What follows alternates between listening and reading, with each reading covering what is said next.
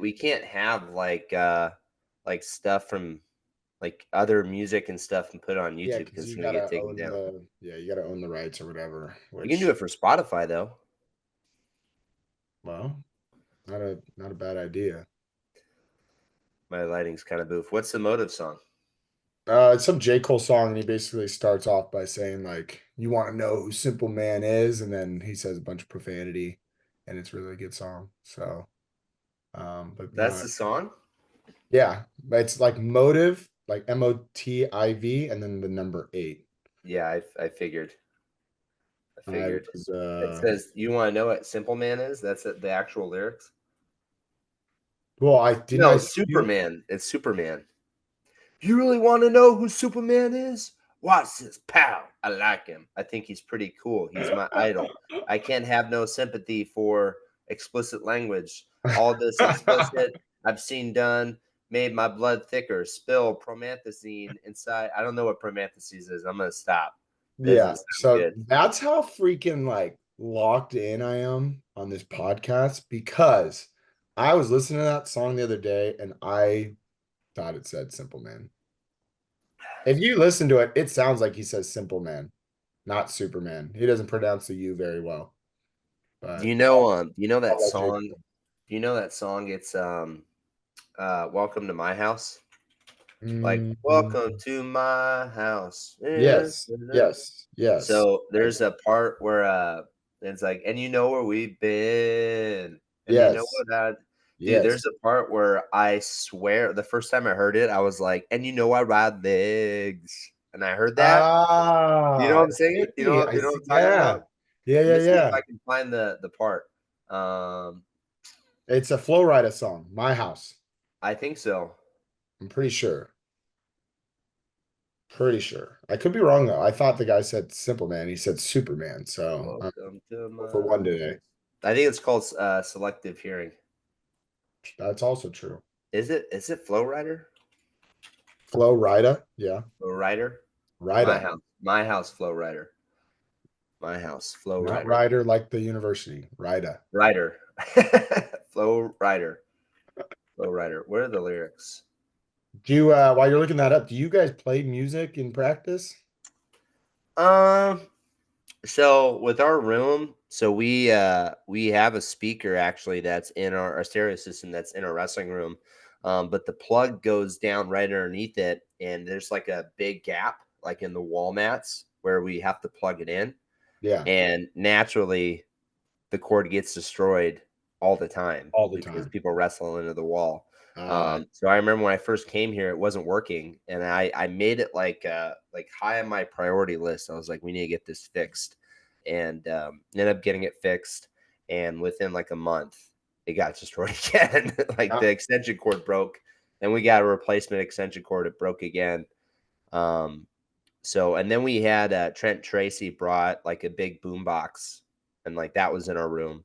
And then he broke his ankle, so He took it his stayed in our boombox. room. It stayed in our room for a Oh. while. And then he came back and grabbed it. And then we have Louis Tackett, one of our seniors. Hmm.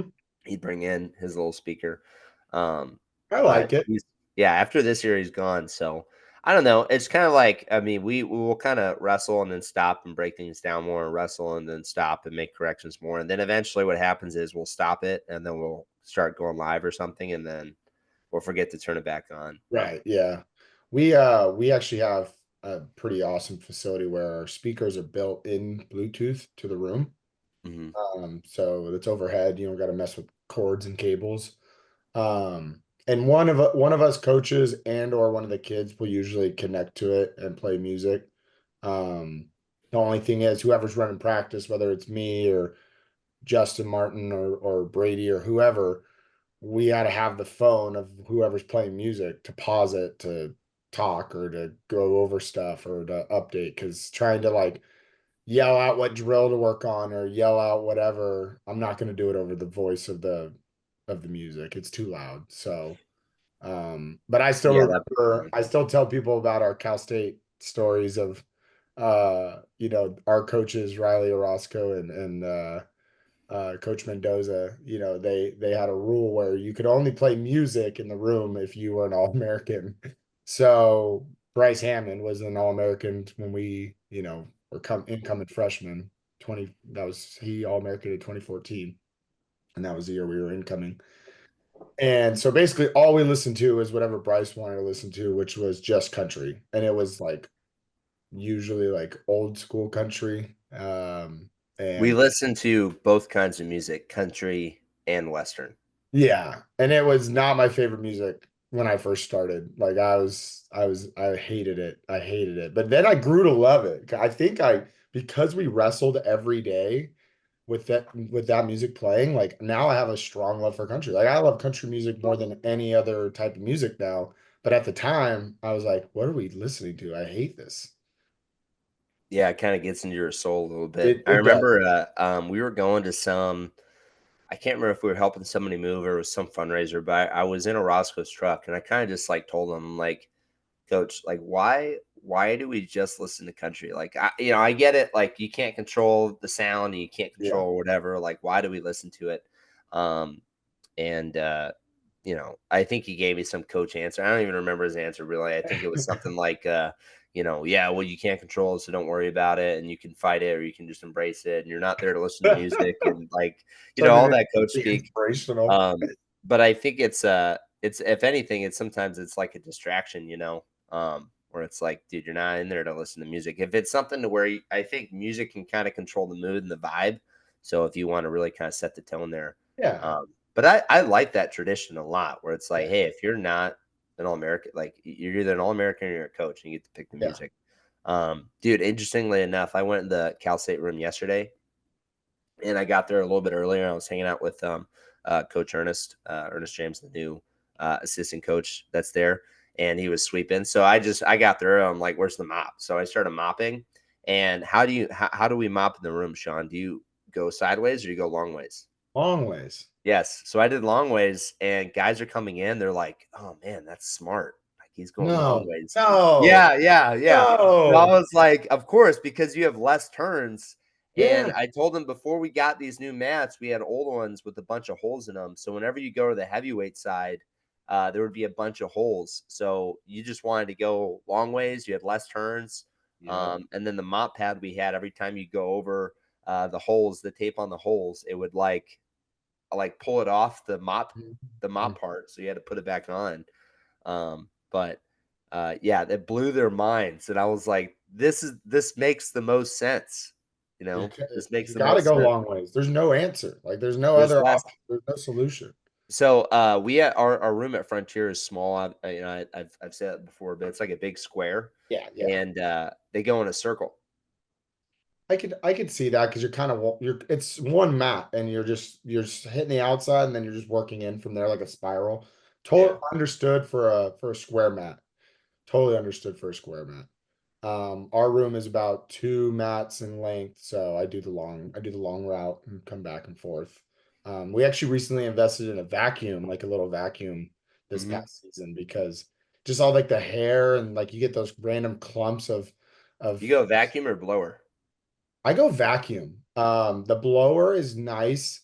And we have two big roll-up doors in our room, like big garage doors that it's really nice to open up in the summer to get some just fresh air in there if you're not, worrying about cutting weight and stuff. Yeah. But the blower only really is great if you open up the doors and can just blow everything out. But I just vacuum. I'll just hit it with a quick vacuum, or sweep first and then vacuum up the rest and then I'll hit it with the mop. Funny, yesterday our sprayer broke. We had Coach Jesse, our head coach, fill it up, and by the time I got in the room, it had all leaked out all over the bat. And the only person who has access to fill it is Jesse in his office. I don't have a key to his office. He wasn't there, so You don't have the key, dude? not to his office. He's got a Does Brady special. have a key? No, No, not even Brady, huh? no one can get in there except him. So yeah, had to go with the no mop method yesterday, which was brutal. But The no mop method. yeah, not my favorite. Not my favorite. But yeah, worked out. So, but hey, let's get to it. I'm excited to be here. Still enjoying spring break, and We got some really cool stuff to talk about, and you've got some really awesome guests upcoming on the podcast to talk about. So I'm excited. Yeah, it's I was actually just talking to Emma about this because we woke up relatively early for Carol, and it's like one of those things where I told her, I'm like, I think I said this last year. I need to just be aware of the timing, and do out of state guests in the summer where I can kind of like I have a little more Yeah. flexibility with schedule, and keep it maybe just the guys in our time zone during the school year, because it's like waking up, you gotta wake up early. And when I wake up, like I'm awake. But it's hard to get my body and like my voice going early. And I want to make sure like I have a lot of energy when I come in and talk. So um it's like all this the same time though, all these guests that we have coming up, like Nick Perler, we're actually supposed to talk originally today, but he had to reschedule. His nephew's going on a recruiting trip, so it was kind of last minute. So I'm like, yeah, no worries. Coleman Scott, I talked to him again at Reno, so we're just trying to figure out a time for that. And then Josh Moore, who's the head coach at Cleveland State, just with a lot of craziness that's happening right now with their program, because they tried to cut it, I think, a few years ago, and the school had passed, or the student counselor or something had like passed like a resolution where they said, hey, we'll increase student fees, but part of that raise will go towards covering the men's wrestling program.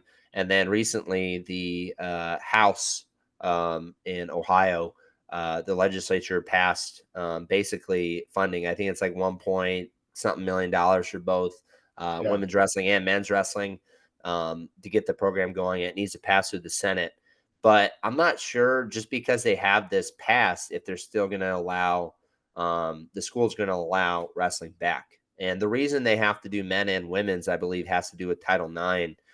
When they canceled the men's sport, they also had to cancel the women's sport, and I don't know necessarily which came first, but to kind of balance out for Title IX. So that way their funding also includes women's wrestling. So I don't know. I'm excited. I mean, I think what's really cool about this podcast, and something that, we can't lose sight of, is this is all about, I think, getting a chance to talk to some awesome people and learn their story. And I get a lot out of it just because I feel like I get better as a coach, and that's a big plus. Coaching wrestling is always going to take precedence over the podcast. In Oh, my of opinion, I don't course. know how you feel about that. Yeah, I mean we're busy people. This podcast is something that we do on the side.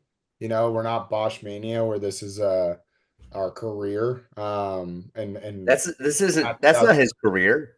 you don't think so? You think he's got like No, maybe a full-time job? he has like a realty firm or something like that. I can see that. What do you think about Matt Scouts, Willie Saylor? You think that that's a I don't full-time job for him though, I right? don't know about that either. I mean, for Is those guys, I mean, they put in crazy amounts of hours. I don't know how they get anything done. I mean, they're constantly tweeting and Instagramming like new signings and portal stuff and any kind of news that they hear. I mean, they're so a so true media Justin outlet. Justin Bosch does digital and social marketing. That's his job. Hmm. Yeah. It kind of Gosh, goes man, hand in he's hand. just That kind of goes does hand pod. in hand with the podcast, though. I don't think there's a lot of money in podcasting as a job. Yeah, I don't know either. I mean, I know using Rockfin, obviously people are subscribing. I think I pay like 15 bucks a month for a Rockfin account. And then you can tip and stuff like that on there as well. And um, I mean, obviously, another topic we're going to get to today is like national duels, and national duels is typically streamed on Rockfin, and it costs an additional amount of money to watch it. Like just your membership alone doesn't get you the footage, so you have to, pay an extra, I don't know, 15, 20 bucks to watch it, which is totally worth it. It's like I'd pay, 20 bucks to watch some of the best college teams wrestle in a Well, duel. 20 bucks is cheaper than flying all the way out there and getting Right, tickets and right. having to stay So there. yeah, exactly. And so, I mean, they do a good job in just the sense of like, they're making some money through it. Obviously, our channel, we just post to YouTube and Spotify, and it's pretty much free to anyone who's on those platforms. But we're not in this to make money. We're just big wrestling nerds that like to talk to people about wrestling. I do say at some point though, I think we kind of talked a little bit about this, but I want to make some shirts, man. And I was looking at different shirts, and I almost talked to Daniel McCune, who has been on the podcast a couple times. But he has, or they have basically a t-shirt company on his campus. It's like a nonprofit, and the students actually help run it and stuff. And we were talking about making some shirts. I almost pulled the trigger on it, but it's like almost like I'm wearing one of the shirts right now. This is one that I just made off of Canva. It's one of the Um, OG ones. yeah, but it's kind of like I don't necessarily just want to just make a bunch of shirts just to make shirts. You know what I mean? Yeah, These are cool, obviously, and I think people would get them. But I want to get like almost like an artist to design something or make something. Just I don't know, that kind of just calls to the vibe of the show. So and then once we do that, then kind of make some shirts. I did make that website, which I don't know. I mean, there's a whole nother thing that goes into that. I was kind of just messing around with WordPress, so we do have a website, and I did write a blog. I might write more stuff in the future, but yeah, I um, love writing. It's actually one of my favorite things to do if I'm not doing something specifically wrestling. But then if I'm writing about wrestling, even better. So I'll definitely be jumping on the website too to put out some kind of blogs about whatever's coming up. I think it'll get even more exciting when we get back into the season, and can talk about, you could blog about upcoming stuff or about post results and stuff like that. So you can get this thing called a Jetpack on your phone and connect it to your the WordPress account, which I sent you an invite for. I don't know if you opened that, but I uh, did. yeah, I think after the post of the blog, I think you and Bryan, I think maybe Oren made it, but yeah, you get it on your phone, so like you can just type it and you can add pictures and stuff like that to it too. So It'd be really cool. I do. Let's go back to national duels. I do think this is good for wrestling. And it's what's weird is though, like I go through wrestling Twitter sometimes, and sometimes I get lost in it. But it seems like there's like complaints, like, oh well, this isn't exactly how we want it. We want to have these teams in here. Well, if Penn State's not in it, I think somebody said it's like JV Nationals or something like that.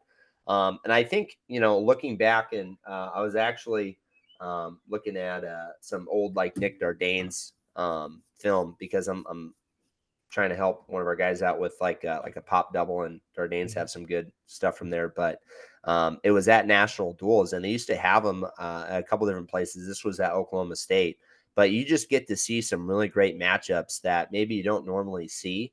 And I think for me as a fan, like I'm glad that they're bringing it back, and they're having more of an incentive to go. Like obviously, you're not going to get like more team points at nationals or anything like that, but it is something to where you get a cash prize. And I think if just being in it, I think you get like 20 grand.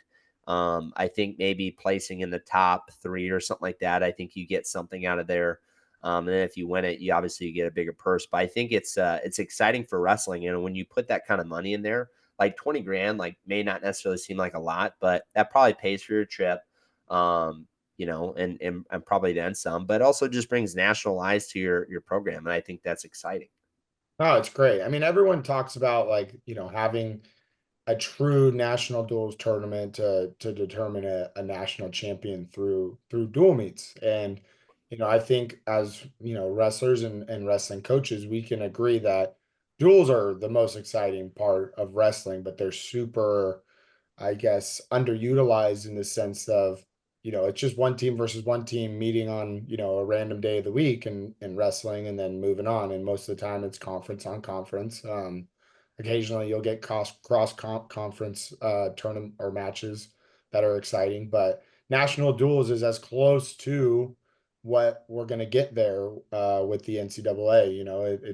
I think it's the top certain amount of teams get invited from Is NCAA. it top 16? Yeah, I think it's top 16. And they have to accept the invitation, which Oklahoma State and Iowa, I believe, have both accepted the invitation. I think Ohio State, Northern Iowa, and a few others. I just saw a post about I it. think Uh, Minnesota, Illinois. Virginia Tech, I think, is supposed to go. University of Northern Iowa. Somebody actually made a projection of brackets based on possible seeds. I want to see if I actually saved them. I did not save it on my phone. But I think again, like there's going to be some matchups in there. When you look at how it's going to be set up, I think it's going to be pretty interesting.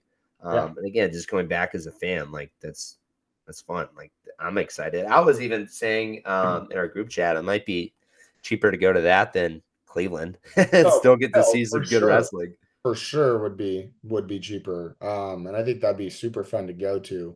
I'm trying to remember what time of year do they do it? Is it January or December? I want to say Oh, let me channel my young Jamie. National duels. I love the idea of national duels though. I think it's great. A bracket system that, is going to get teams wrestling each other that don't normally wrestle each other. Matchups that you may not see throughout the year that you'll finally see at the before NCAA's. And just everyone kind of knows that like a lot of these college teams, there's not a lot of tournaments, there's not a lot of it's the season is so long and there's so many, there's so many matches between all the months that these teams don't, it's not like high school where you're going to a tournament every weekend and you maybe only have 1 or 2 weekends off without something going on. So Well, I I mean, it's different with college now, and I was just talking to somebody, and they were almost saying like, "Oh, well, college wrestling is so easy now because you have significantly less weigh-ins," which I think obviously, yeah, like making weight every weekend sucks, yeah, especially if you're not dialed in with your weight. But at the same time, it's like, well, guys have been wrestling a lot longer. When you're newer to the sport, like you need more live goes, you need more matches. When you've been wrestling for a while, just because there's only like I was actually throwing a ball with my brother-in-law. We went camping this week, and I had like maybe 10 throws before like my elbow and my shoulder started to go. It's like I only have so many miles on my shoulder, yep, like over arm doing this, it hurts, yep. right? And you only have so many single legs with your right arm before it's eventually going to give out. And that's how I see it. And it's like, why add all these extra weigh ins if you're not being intentional, if you're not redshirting, if you're not, hey, we need to work on this, we're going to add this open tournament. You want to build a schedule to where it's actually going to make sense. And I think with national duels, so they're going to have it in November. And the teams that Early. are entered so far: Oklahoma State, Ohio State, Northern Iowa, NC State, Iowa, Michigan, Nebraska, Illinois, Minnesota. I think I'm not sure if it's official yet, but Virginia Tech and Cornell are expected to be in there. I mean, that's a great opportunity to get some early looks in the season. You're only going to get so many matches out of there, but I'm not sure if they're going to do it over 1 or 2 days. I feel like it's got to be At least two. probably, yeah, 2 days. So they're going to probably space it out, I'm sure, like nationals. So it's kind of like, yeah, the weigh in part, it's a 2 day weigh in possibly, and then maybe 2 or 3 matches per day. That's still a great setup, and a great opportunity, I think, again, for some good looks. And, it's a bit, I guarantee you that place is going to be filled out. It's in Tulsa. So I'm assuming they're going to do is it the Box Center? Be okay. Yeah. Yeah, Is that how you say it? Bach or be okay? I think it's Bach, but I You could went you could be went wrong. the year they had it there, right? What's that? Didn't you go there when it was in Tulsa? No, I've never been there. I haven't been. No. I haven't yet to be there. But man, yeah, it's gonna be good. I'm excited. I'm really excited. There's some with upcoming this next week, we got the US Open too. That's gonna be really exciting. I'll be there coaching a few of my high school athletes, and some of our youth athletes in the U17 and U15 divisions. But I'm looking at the Open, and Flow Wrestling put out a little article about some of the top contenders that are going to be there. And Jax Forrest announced that he's going to wrestle in the Open instead of in the junior division. So that'll be interesting. I'm curious what weight he's going to be at, whether it's 57 or 61. But it's Is gonna it be 61 that has everybody in it right now? Or is it 65 where it's like all those high school guys? 65, Like 65, Vega. Which one? 65. 65, you're gonna have Mendez, McKenna, Woods, Coderhant, Aiden Valencia. Um, 61, you're gonna have there's some studs at every weight. 61, you're gonna have Marcus Blaze, Dayton Fix. That's where Jax Forrest will be. Nashawn Garrett, Seth Gross, Austin DeSanto, Buzakis, Ben Davino, Nathan Tomasello, Nico Megaludis. Um, 70 kilos, James Green, Yanni moving up to 70 kilos should be interesting. Alec Panatelio, Will Lawan, Andonian, Yaya Thomas, Jackson Arrington, our boy Doug Zapp. I don't even know what episode we had him on, but you guys can go back and listen to it. We had Doug Zapp on. Um, I still have his shirt, by the way. Did you end up getting a shirt? UPenn alumni. I did not get a shirt. It's getting a little bit small for me, so I'm probably not going to see you before the U.S. Open. But I was going to say I could give you the shirt and you could wear it. We also got David Carr at 74, Jarrett Jaquez, Quincy Monday, Peyton Hall, Terrell Barraclaw, Ed Scott, 79 kilos, DJ Hamidi, David McFadden, Carson Karchla, Evan Wick, Kennedy Monday, and then 86. Man, this is going to be good. Really good. You got Zahid Valencia, Parker Keckeisen, Chance Marsteller, Dustin Plott, Rocco Welsh, Braden Thompson. Man, who comes out on top of that? You think it I comes don't down to know. Zahid and Chance Marsteller? I mean, yeah, those guys are the most seasoned. I think Zahid and Chance might have wrestled in some international tournament. Yeah. I'm trying to think of where and when. Maybe definitely a couple months ago. Zahid kind of jacked them up right now. Um, but Parker even Keckeisen, though. That's interesting. yeah, no, for sure. I mean, there's a bunch of really tough guys in there, and I think it's exciting. I'm thinking you look at how deep these weights are. I mean, there's so many people there. Do you remember? I don't know if you were you on that trip? Maybe our retro year where we wrestled Junior Felis back when it was called Junior Felis. I believe so, yeah. Did you go to that one? What weight did you wrestle? Uh, I can't remember that far back. That feels like forever ago. Yeah, dude, this was funny. It was supposed to be me and the Fieros, and we were all gonna go 60, what is it? 74 kilos. We're all going to go 74 kilos and make 163. And I think Adam might have been the heaviest. He might have been like, I don't know, like 180 something. And AJ was big. AJ was like 170 something. And then I think I was big too. I might have been like high 70s. And we all said we were all going to go 163. And then Adam was like, screw it. I'm going to go up. And he was going seniors. So above 74 was 86. There was no 79 at that point. So he went all the way up, and I think he pulled Ed Ruth like the first round or Yeah. maybe second round. Yep. And then AJ did the same thing. No, actually, AJ might have actually ended up making weight. Um, and then I missed weight, but because it was Junior Fila's, I went 79 kilos, which Yeah. was fine. But that's still like a big jump. If you're planning on wrestling 163, I think I maybe made it to like 168. And I called Orozco, and AJ was like trying to tell me before, it's like, hey, this is how you need to talk to him. Like, I'm not gonna go. Yeah. And part of me wanted to do it because I felt like I already said I was gonna do it.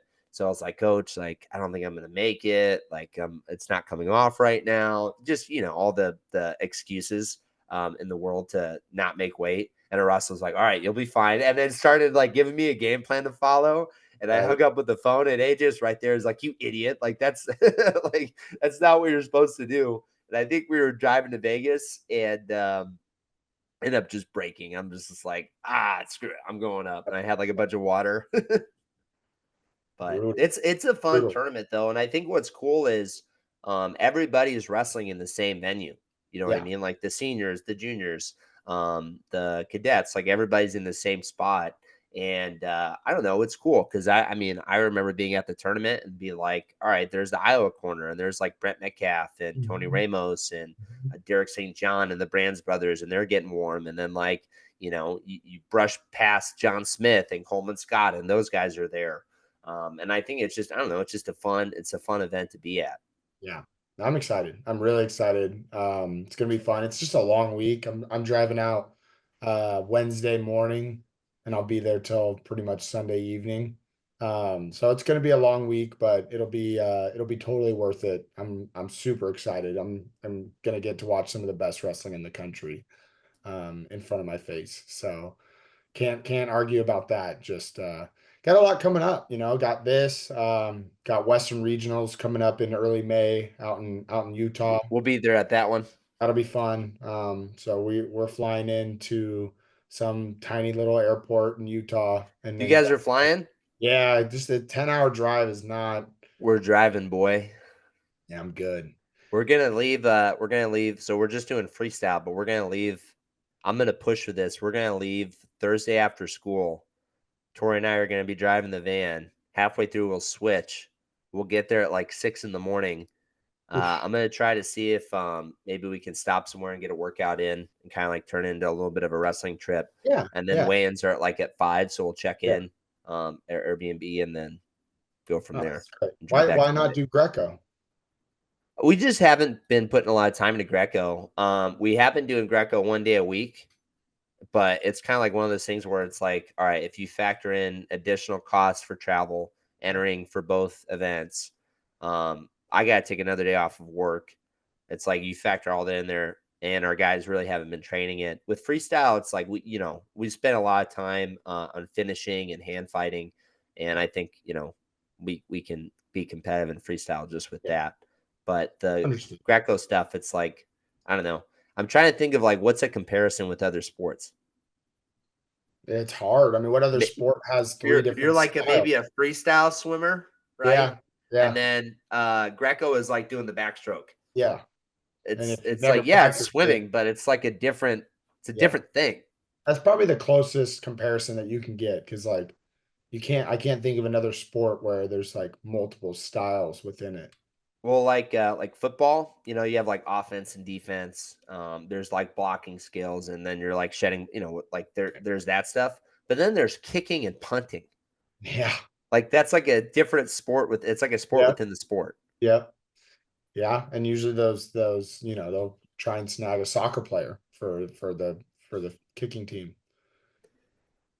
Yeah, maybe for high school. Oh yeah, Um, that for high school, not for do you the. know do you know who Pat McAfee is? Of course, he's hilarious.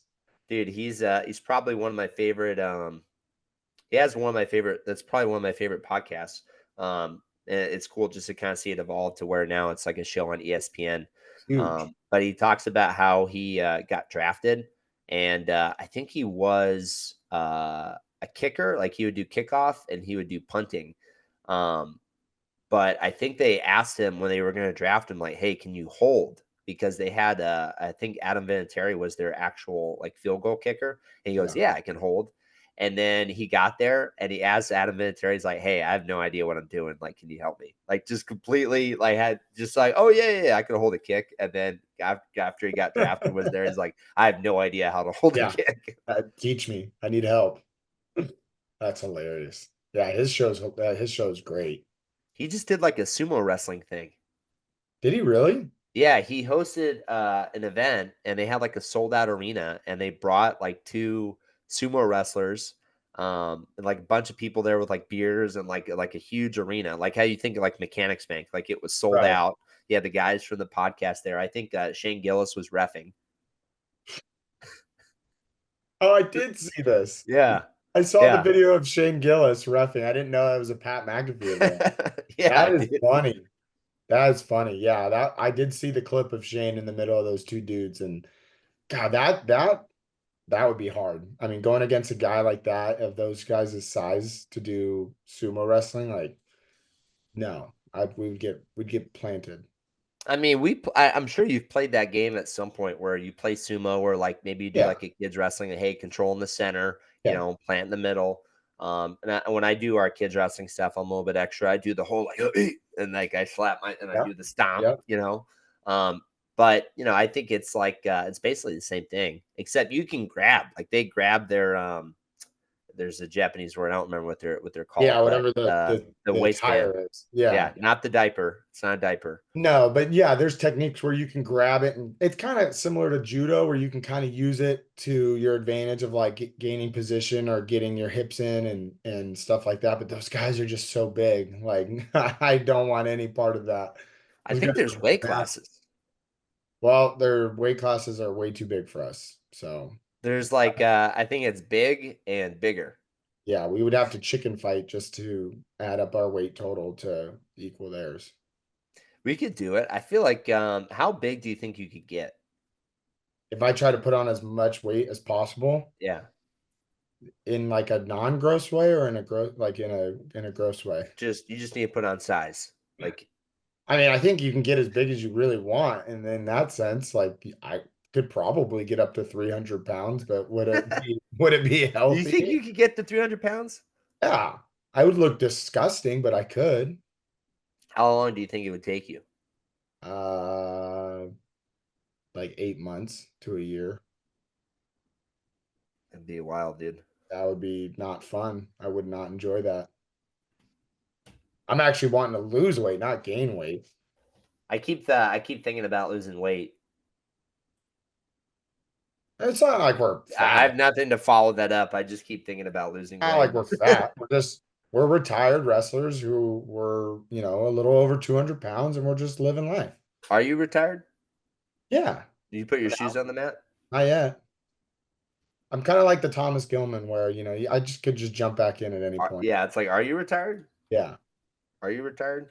So what do we got next on the docket here? Well, we could talk about some transfer portal stuff. I saw this thing about the Rainey brothers, and obviously this isn't transfer portal stuff, but I do think it was interesting because so I think this had to have been a few years ago. It might have even been pre-COVID, but there was like a phase where like all these Big Ten schools were updating their facilities, where it was like, Iowa's getting theirs done, Michigan had gotten theirs done, Ohio State had gotten theirs done.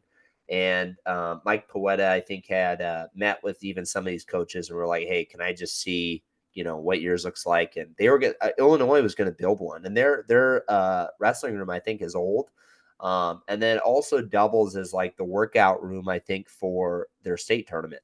Yeah. And it's not super big. Like it has everything you need to be successful, obviously. But they were looking into it to try to build and expand it. And I think they ended up raising like $9 million or something. And then when the NIL thing happened and the transfer portal thing happened, they paused it. I thought it was because they were going to think about allocating that resource to something else, which I think makes sense, right? And I saw this thing on Twitter where it was like that money is just sitting in a bank account, which I think is absolute ludicrous if that's the case. Like, why is there a pause on the actual breaking ground and building it if you have all this money in the account? And maybe there's something more like going on, but when I hear about the Rainey things, the Rainey brothers, it looks like they're going to go to Illinois, but then like you hear like Iowa's kind of sliding in the mix, and then I heard this story that Iowa was kind of actually top of the list for a long time. It just kind of gets me thinking like, well, if you're getting out recruited and in the time of NIL where these recruits are getting bags and you have $9 million sitting in a bank account, it's like, well, you could go and probably get a team trophy next year or get after it if you're really smart in the portal. Yeah. No, so Flow Radio Live was talking about this yesterday, and I think the biggest thing is, they have this money, they have this $9 million saved up for facility purposes. But when you're trying to go after these big name recruits, like, and this was a topic that they were talking about, how important is your facilities to getting those recruits? Because think like it's a Big Ten program already without upgrading their facilities. They probably have it pretty good already. They probably have really nice mats, really nice locker rooms, your sauna, your ice Are you baths. just saying like wrestling room basically when Just you like say top facilities? just yeah, yeah, and that's what I'm talking about. It's your wrestling room, your locker room, whatever you have for recovery, and your weight room, right? And that's pretty much what you need. You need your saunas and your ice baths, your weight rooms, usually, in some similar area of the wrestling room, whether it's exactly attached or within your wrestling room or detached but not far. And the mat room and the locker room. How important is that versus some of the other factors like NIL money, um, workout partners and coaches, and the potential for like a RTC? So it's like facilities is on the list of like obviously what kids like to see, but it's not the top. And that was the point that I think they were making on Flow Radio was, instead of dumping this $9 million into your facilities, maybe save it, hold it for recruits, guys in the portal, because you build up your roster and you build up your workout partners, and that's going to likely cause more guys to come versus like, oh, Illinois has a brand new workout room, brand new facilities, brand new this, but no one to train with, or no, they don't have, as high level guys as Ohio State or Iowa or Penn State. So I kind of see what they're doing. I think they're holding that money in case they need it for recruits. Because you spend the money, it's kind of like an investment. You spend that money on the recruits and you get big name guys like the Rainey brothers and whoever else. And those guys come, and then you start making more money by, people getting excited about the team, more donations, or you're doing better. So people start donating more. You're finishing higher at the NCAA tournament, and that's going to increase your funds. And then later down the road, when you're a little bit more stable in your team, then you can update your facilities. I think it's a timing thing. But I mean, yeah, I mean, I wish I had that problem where I had $9 million in the bank and didn't know what to spend it on. That's good problems to have, in my opinion. Well, I think what somebody was saying was the because the donations were for specifically the facility, it can't just like be reallocated, So I don't know if maybe that's something that they're going about. But Illinois has a great program. Like you have Yeah, Jeremy Hunter, yeah. for one, who's credited a lot with like Jesse Delgado, Lucas Mike Bird, like Paletta. developing the lightweights. Mike Poeta, who has actually what's cool about Mike Poeta is he spent some time developing. I think Team Poeta, which was their kids club. So I think when you have opportunities to go and work with younger wrestlers, especially guys that maybe have never wrestled before, that helps a lot, I think, in learning, hey, remembering the basics and being able to teach the fundamentals. And then Isaiah Martinez is back there. So, I mean, we think about the all the different partners you have access to. I mean, there's a lot. Um, and then when you think about on top of that, you're talking about facilities. Like, I think Christian Piles, I mean, I didn't really like this take, but it was like, how often does facilities really play a factor?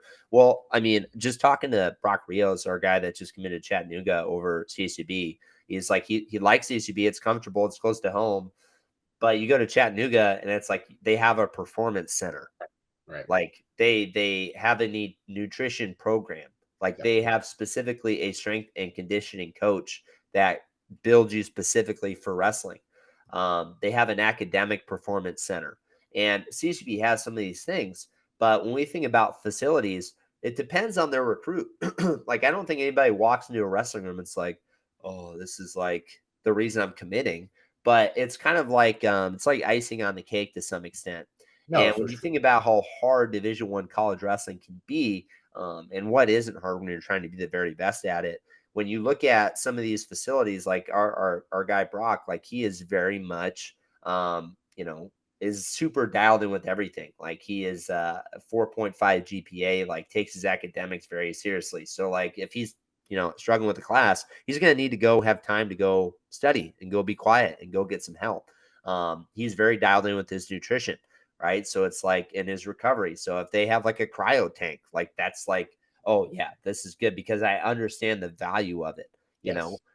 I don't know about you, but when I was at CCB, I did not take tutoring seriously. And sometimes they mandated that stuff. And man, was I beyond it? Like I was like, nah, I'm good. I Like remember I'll I figure it remember our out. days that we spent in study hall to get there. We play. I think There's Sean some Nickel and I pretty played. I think it was like a Pokemon. It wasn't Pokemon Go. That was before that, but it was like some simulator. We're in the back of the computer lab playing Pokemon against each yeah, other. yeah. what I probably should have been getting some help with my stats. Were Yes. we in the same stats class? I believe so. Was I Dylan think with us? I think Tyler Lawrence maybe was in there, Yeah. and maybe Yep, Matt Gamble might have been in there too. yep. Yeah, I should have done probably the same. But I agree with you. I mean, for us, for you and I, we came from programs that, weren't super big name, weren't blessed with a ton of great, High resources. school programs? Yeah, yeah. Yeah, And, when like for a guy like you and I, where when we were you and getting I. recruited, you and I, and we're getting recruited and we're taking visits and stuff, and people don't know this, but Brian and I actually visited the same Division II school out in Minnesota while we were, before we ended up signing with Cal State Bakersfield. Like for me, facilities was a big thing because I came from a room similar like Frontiers. It was four square walls and one tiny mat in the middle, and that was it. No sauna, no ice, nothing to do any kind of body recovery, not immediate access to a weight room. And so with me and like for me at least, I could go to a program, take my visit, check out the facilities, and it did mean something to me. But a lot of these high level recruits like the Rainey Bros and the Bo Bassett's of the world, and these obviously the top tier high school kids, they've already seen some of the greatest room. Some of them already wrestle in some of the greatest facilities in America, and that's in high school. Some of these high school clubs have phenomenal facilities with huge wrestling rooms and mats and saunas and recovery. Bo Bassett's basement is probably better than our high Yes, school rooms. yes, absolutely, 100%. So I think for that tier of a recruit, that's when the facilities don't seem, in my opinion, that's when they don't seem to be as crucial. I mean, they are to a sense. I'm not saying they're not important. They are, but it's like it's comparing apples to oranges at a certain point where they've got nice mats, they've got a weight room, they've got Yeah. your recovery area, and they've got their locker room. And it all starts to kind of just be the same, regardless. Well, it's kind of like, if you want to wrestle in college, you need to be a hard worker. It's like, well, yeah, that's the baseline. Like that's just everybody needs to have this, like in order to like to be able to move on. Like you need to be able to have um decent wrestling space in your wrestling room. Right. But I think what ultimately I think the big pitches for some of these recruits are wrestling partners, partners that are going to help them push and get better. Comfortability and just good coaches, coaches that they know are going to trust them, that are going to help them develop, they're going to help them grow and get better. National spotlight's a big one. Like, are we going to be wrestling in big matches? Like Bo Bassett, it's like he talks about, man, the first time I get to wrestle in Carver Hawkeye, like that's going to be awesome, Yeah. or getting excited for a big duel with Penn State. Um, and then the other one, I think a lot of these guys that they have Olympic and world team aspirations. So you want to go to a spot where, I think a lot of these kids are making these moves with intentions of I'm making these moves for not just the next, 4 to 5 years, but possibly the next 7 or 8 years. Yeah. You know, now obviously things change and people move and stuff like that, Well, it but depends. is this place also going to be a place for me to support my Olympic and world team Right. goals? And here's the thing: it's like what percentage of do you think the recruits fit into that category? Less than 10. Yeah, it's a small Less than percentage. 5. It's a small percentage. Yeah. So I Yeah. think sometimes we get caught up in talking like, and I do this too. We talk always about the best guys, but what about those diamonds in the rough? What about those guys that were one-time California State placers, right? Mhm. That are looking for there are probably eye test. Yeah, this person's capable. Knowing a little bit more about them, they can handle the workload and the intensity of a Division I college room. You know, yeah, maybe facilities is a bigger deal because they come from programs where they have to recreate themselves, right? Yes. Because it isn't necessarily offered by their high school. Which, how many high schools do you think have like a cryo facility on campus? Not, Probably zero, right? But they probably have deals with, you know, yeah. local establishments and stuff like that. So it's my 2 cents. No, I agree. I mean, I'm curious where the Rainy Bros are gonna go. I hope they go to Illinois. I think that would be exciting, and it would kind of just I like seeing the wealth being spread. I don't want everyone to go Spread the to wealth. yeah, I don't want everyone to go to one college and or two colleges or three colleges. I mean, obviously it seems like a three-horse race between Iowa, Penn State, and Oklahoma State, and we talked about this on the last episode where I like to see No some Nebraska. You don't put Nebraska on there. they are in there. I'm not discrediting their second place team trophy at all. But I'm just saying like where the trends are going are those three schools, and I want to see some parity. I want to have an NCAA tournament where we sit down on Thursday to start it, and you don't know who's going to win it as a team. Obviously you have favorites and like, obviously Penn State will be favored to win the next like probably 10 tournaments, but I want it to be where it's like, man, these other teams can compete and can beat, Penn State or Iowa or whoever, because Yeah. it's more exciting for wrestling fans. It's more exciting to watch. And when a big guy like loses in an early round match or doesn't get bonus or whatever, it's like, oh, this could be a game changer. Like this is exciting. I just think it's more fun where at the last, couple NCAA tournaments, it was over before it started. Well, I think Penn State hadn't locked this one up until the finals or after the medal rounds. But I think Nebraska was still in the hunt. I think for a good chunk of time. I don't It remember. was kind of like Penn State had kind of underperformed a little bit, which is crazy because they still broke last year's record. And they had 10 Um, All-Americans. and they had 10 All-Americans. Yes, which is they I with, feel like they underperformed a little bit. with no one Um, finishing lower than sixth, who was Kirk Levitt, who injury defaulted after a semifinals loss. So everyone else was in the third, fourth place match or finals. but if you back up, if we really look at like the top recruiting, like how well the recruitment has been, I mean the top teams are Penn State, Oklahoma State, Cornell is always does a great job Yeah. recruiting, and which is great is because just their academic situation, they don't offer athletic scholarships, um, but are still able to draw in some really good recruits, which is awesome. Virginia Tech is up there, Missouri, Nebraska, Iowa. I mean, these are all like obviously great places to go and compete and train, but part of it, the big part of it is the recruiting element, but then it's not just recruiting, it's developing. Like Yeah. developing is still the number one thing. Like you still have to be able to get guys better at wrestling.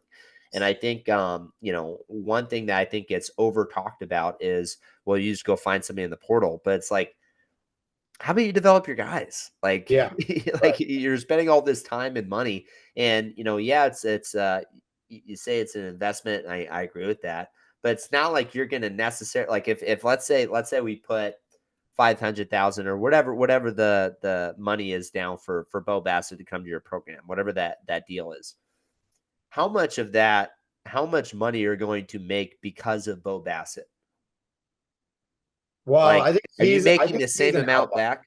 I think he's an outlier Sure. because of his Rudis deal, because of the name. I mean, he's already got more social media content and followers than, you know, probably the next nine recruits after him combined.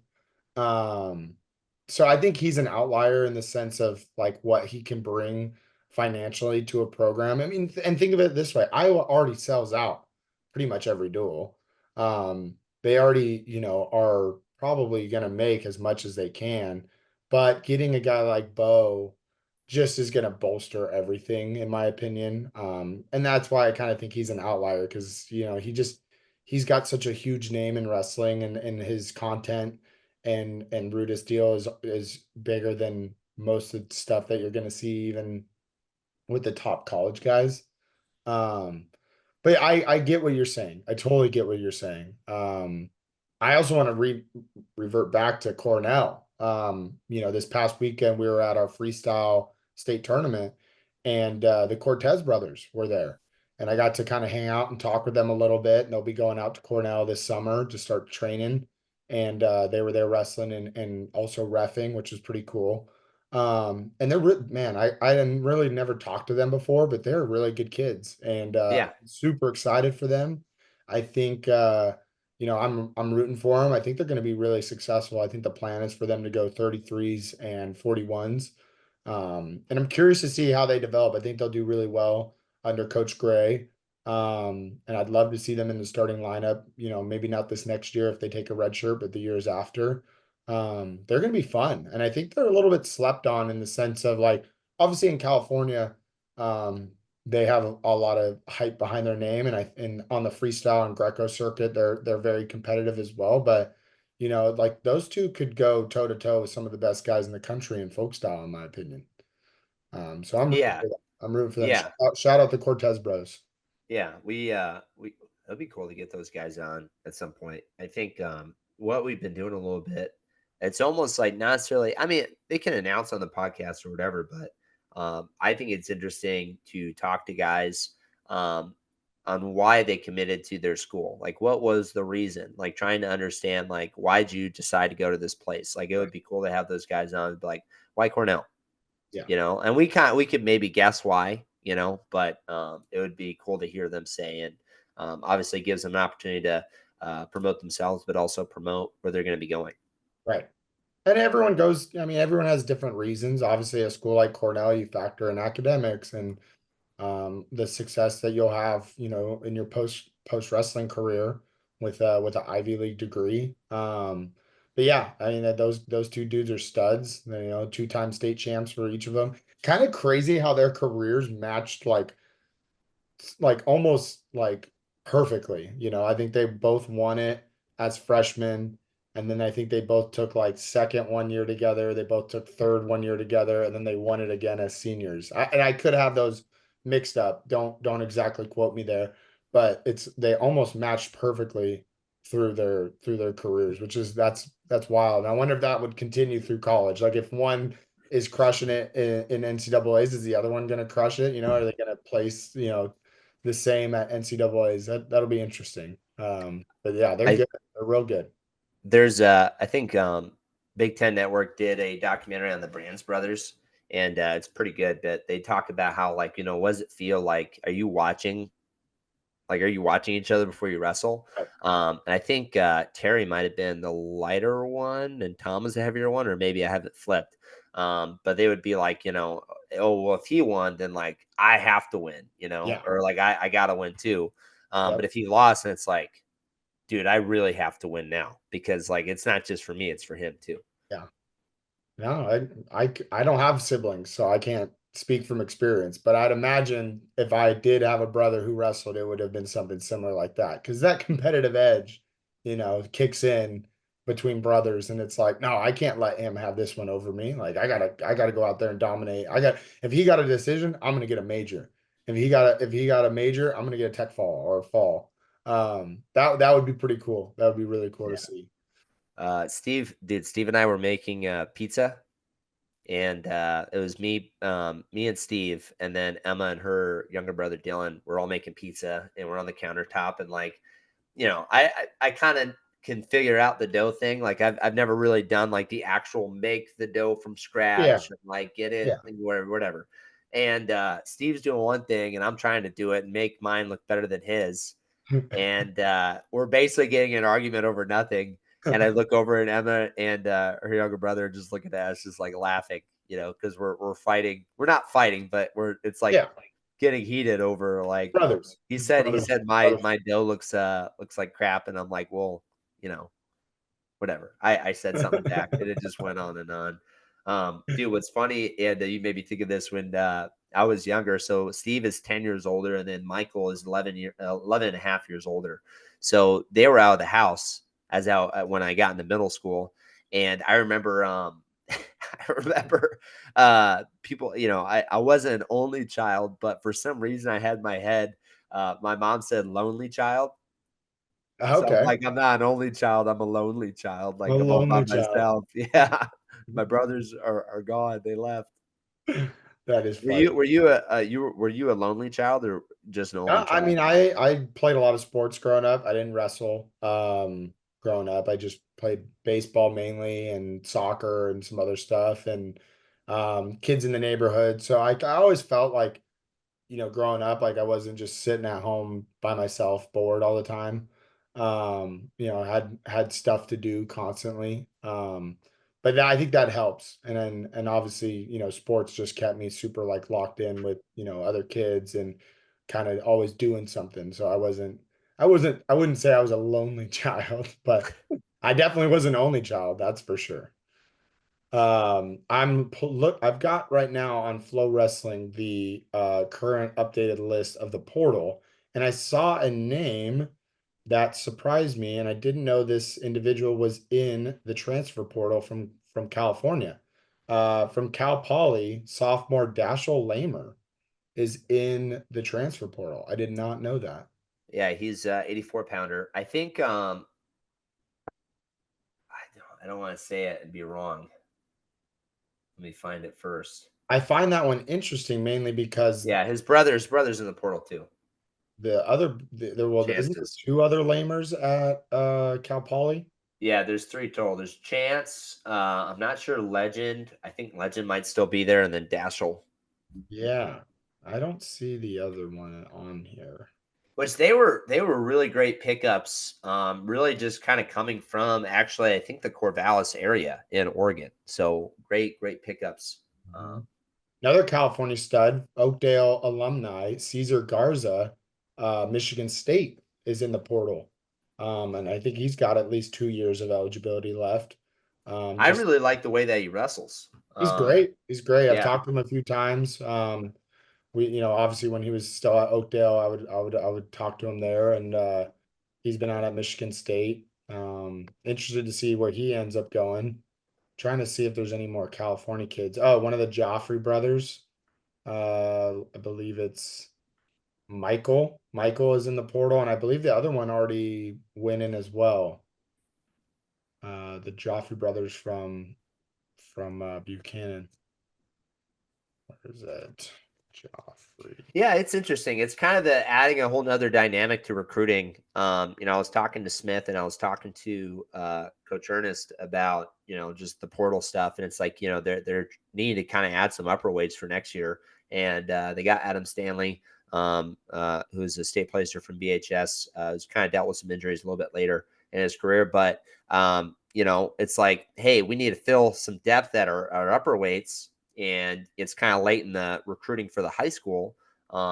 But we can go in the portal and try to get some guys. So Right. I think it just adds a very interesting dynamic where it's like if you kind of miss that high school window, there's still another window where you can go and get guys in positions that you need. Yep. Yeah. It's Jack and Michael are both in the portal from Virginia. It doesn't look like either of them have signed somewhere new. But those are two California guys as well, looking to find new homes. And then big news came out yesterday or the day before. Ethan Stiles from Oregon State hits the portal, which is interesting. I mean, he's a stud. Had a really great year this past year at Oregon State, and now he's up for grabs after I think he left. I think he was at Mizzou. Ethan Styles, Yeah, he was somewhere Oregon State. before that. Oh yeah. Oh, Was it Nebraska? it might have been Nebraska. I believe it was Nebraska. Um, so curious to see where he goes. That'll be really interesting. And then there was another California guy who he's coming back to California. Poway alum. I'll find him. He's somewhere in here. I thought you were gonna say Jesse Vasquez. No, he may leave. Who knows? Who knows? Um, Dude, somebody said something funny. It was like, I hope NC State gets Dylan Fish back so they can say they got Fish back. they got fish back. Yeah, it was pretty funny. I wish I could take credit for that. Oh yeah, Chance Lamer is in the portal. And then man, where is this other guy at? There's just so many names. It's crazy. It's crazy. This would have been so interesting if this portal thing was going on when we were in college still. I mean, how would you feel, right? You're the 74 pounder at Cal State Bakersfield, right? and you've started, right? You think that you're doing everything right. You're working hard. You're doing what you think you need to be doing to reach success. And your coach is bringing a guy at or around your weight from another program from the portal. How would you handle that, like mentally, most importantly, and how would that affect your relationship with the coaching staff? Well, for one, I think like I wasn't on scholarship until my last year competing. Like I was a walk on, and I had pretty good financial aid, so that kind of covered everything that I needed. And I was going to get a scholarship the year before, and my grades at the time were kind of inconsistent. Like I'd have like a three something one semester, and then one year I got eye surgery. I got punched in the face. And I grades remember. kind of tanked because I was at home and had to have surgery and stuff. So I was kind of all over the place. And Manny, was like, I want to give you something, but you need to raise your grades up. So the next year I got my grades up, and I graduated in four. So I could have actually transferred after my fourth year because once you graduate, you're kind of you can kind of go.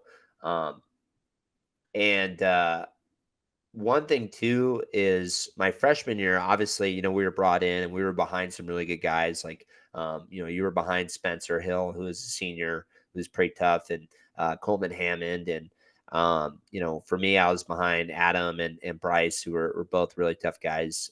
Adam, multiple time national qualifier, and Bryce Hammond, All American. Um, but the recruiting class that came after us, it was Lorenzo De La Riva, who's going to wrestle 57 or 65. Ended up wrestling 65, and then Matt Penacek, who was going to wrestle 74, 84. So both of these guys came in behind me. And my first year after Bryce and Adam had graduated, I actually lost my wrestle off to Matt. So this is again somebody that they brought in on scholarship, who's a two-time placer, like more heralded, obviously coming out of high school. And I got beat out for the spot until I eventually challenged and got the spot back and was able to retain it. But I had to kind of fight him off the next couple of years, Yep. and it was one of those things where, like, I was actually thinking about this. If you had stayed, right, you probably would have gone 65, possibly 74. Lorenzo would have still been there. I would have still been there. Dominic Ducharme, who came in a couple groups after us, like I might have had to go up to 84, 97, and I would have had to beat those guys off. So my thing is no matter where you're at, like the competition is super important. If I didn't have Matt beating me for the initial wrestle off to start the year, like I probably would have been just, oh, I'm on a Division 1 wrestling program. I Yeah. guess the guys are gone. Like it's my time to start. Now I need to get better at wrestling. Like I think I was kind of resting on the story of, oh, I was a walk on, I was unheralded, I'm on a Division 1 program, and it's cool. Um, but when you go wherever you go, get better at wrestling. And it's like you're not fighting. And Tom Brand said this when he's talking about like Gabe Arnold and Ferrari and Kennedy and um, um, the other Nelson Brands. It's Yes. like you're not fighting for the spot. You're fighting to be an All-American and national champion. You're getting better at the sport. So like if I'm trying to be an All-American and you're trying to be an All-American, we have to beat each other and you beat me out and you being an All-American. Well, it's like I needed to be an All-American. I needed to beat a guy that's worthy of being an All-American for me to reach my goals. And I think that's how they need to see it. So if I'm the 74 pounder at Cal State Bakersfield and I'm getting ready for my senior and they bring somebody in like an AJ Ferrari, like CCB had a pretty good 97 pounder um, and brought in AJ Ferrari, Yeah. and that guy ended up not wrestling. He ended up quitting. Right. And it was like, dude, that sucks. But it's like if your goal is to be a national champion All American, I mean, yeah, it sucks, but like you kind of have to come to terms with it. And if you're somebody that maybe it's like I don't really want this, you probably don't really belong in a Division 1 program. Or if you feel like you were betrayed or have lost maybe your coach's trust or whatever, I guess you could just go in the transfer portal too Yeah. if you really wanted to. I mean, what And would you that's what do we're in that? seeing. What would you do in that situation? I kind of have the same mindset as you. You gotta understand that, exactly kind of what you're saying, that you're competing for this common goal. And, if someone's coming in who may have better accolades or whatever, then, that's just giving you more, ammo to work with to achieve your goal. But in a sense, I can understand how some of these guys might feel when, maybe they feel like they're doing the right things. Maybe they feel like they're on the verge of success. Because most of the portal grabs, Yeah. teams are grabbing guys out of the portal at needed weights, right? And when you say that term needed weights, that is, in my opinion, depending on the program, you're looking at a weight where you don't have a guy that's all American yet. You don't have a guy that's been on the podium yet. You don't see people grabbing, you can, but it's unlikely. You don't see guys grabbing people out of the portal to replace an all American, right? When they Yeah. still have years of eligibility left. Maybe they're a national qualifier that just hasn't been able to get the job done. Um, but you're right. Like, in a sense, you have to have that mindset where, like, this is going to push me to become a better wrestler. And that's like what your main goal needs to be every single day is get better at wrestling. The old saying, 1% better every single day. Um, but in a sense, I could see how that would be bothersome to a degree where it's like, man, I think I'm doing all the things right. I think I'm on the verge of this success. I'm right there to becoming an All-American. And boom, they grab a guy out of the portal who maybe already achieved All-American status or was also right there with you. And it's like, do they not have faith in me? Do they not have, you know, do they not think that I can do what I, plan to do? So I see it both ways. I see how there could be some sourness in that situation, but you're totally right. If you feel like, that relationship gets broken between you and your coach and they bring someone in from somewhere else around your weight, then yeah, you have the same opportunity to go in the portal and try and go somewhere else as well. Or you can stick it out, try and beat that individual for the spot and still achieve your goal. It's tough. It's tough. Also, the name I was thinking of coming back to California is Andre Gonzalez. He Poway alum, went to Ohio State, did I believe his 4 years there. He's got 1 year left, and he's going to Cal Poly. So he's coming back to California. Nice. Says on Flow that he'll be going 141. So that should be interesting. I think that's a great grab for Cal Poly. I'm excited to see him get to scrap. He's kind of subbed in on a few duels, I believe, over the years, but haven't really been able to. I don't think he's wrestled a postseason yet, so that'll be interesting. I think he'd be a definite contender for a Pac-12 title. So that'll be really cool to see. Yeah, absolutely.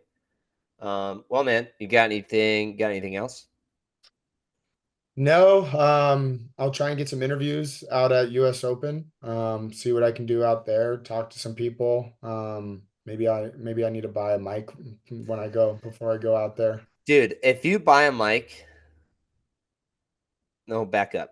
Do you remember when you guys had your camp and you had all those coaches there and you were Yes. like, hey, with some questions or like, hey, like buy us a mic and you Yeah. guys were trolling me a little bit Yep. and you guys ended up doing those interviews, but you didn't do it for a Simple Man, you did it for your club, which is fine. You guys are welcome to promote your own club, obviously.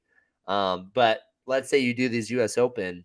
interviews. Are we guys gonna be on the podcast or is it gonna be on your club? I think it'd be for the podcast. I think it'd be for the podcast. The podcast is growing right now. I feel like we're doing Yeah, some. you're hopping on the bandwagon now, dude. There was a couple dark months where you're like, oh, I'm too busy, and now I it's was like, oh, I'm, busy. I'm in. Okay, I'm I busy was too. busy. I'm waking, dude. I'm waking I'm up at like saying, 3 or 4 to get after it, man. people Because don't I love realize we doing were it. up at 4:30 to interview Christian Carroll. Like But we don't that's we don't need to say it, Sean. We just do it. We we don't need do to it. We like do it. peek I'm back only the I curtain. only brought it up because we were talking about it. But you're right. No, I think I definitely would love to get some interviews for the Simple Man Wrestling podcast. Um, there's gonna be some studs out there. It's just you also don't want to like jump in someone's face with a microphone. I'm not a news reporter. I'm just a wrestling fan.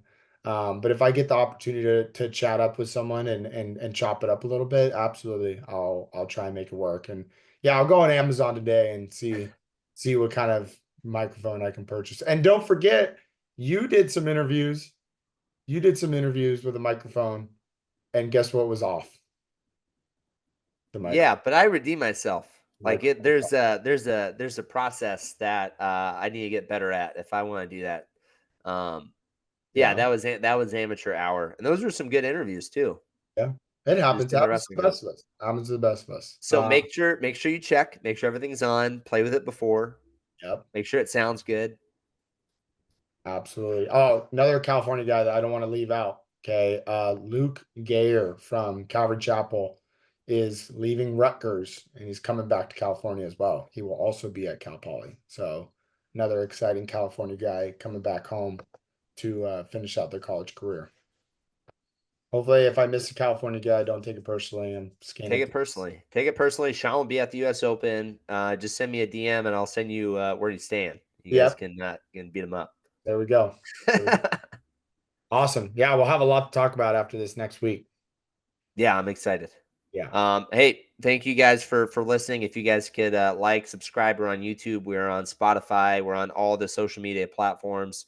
If you have any ideas for how we can continue to grow and build our podcast, we sure appreciate it. You can welcome to send us an email at simplemanwrestling@gmail.com, or you can send us a DM. We're both working the DMs here. So thank you guys for following, and we'll see you next time.